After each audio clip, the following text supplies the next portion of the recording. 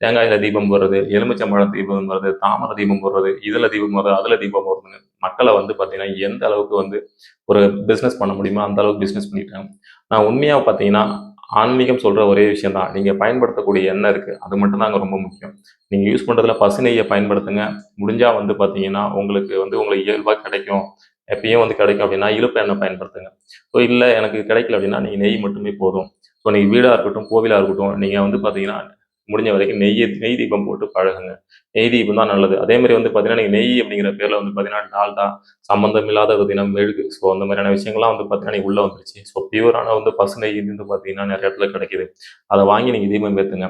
இந்த தீபம் ஏத்துறதுக்கு பின்னாடி வந்து பார்த்தீங்கன்னா, ஆன்மீகத்துல கடவுள ஒளிச்சு வச்சிருக்கிறாங்க. அந்த கடவுள் வேற ஒண்ணும் இல்லங்க, அறிவியல் தாங்க. நான் எப்பயுமே சொல்லிட்டு இருக்கிறது தான்.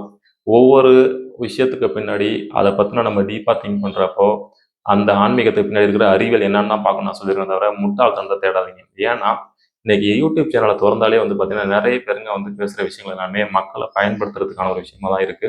அத நாம வந்து அவங்களுடைய பிசினஸ் தான் சொல்லணுமே தவிர, நம்ம எப்பயும் நம்ம தெளிவா இருக்கணும். என்ன அப்டின்னா, நம்ம முன்னோர்கள் முட்டாள்கள் கிடையாது.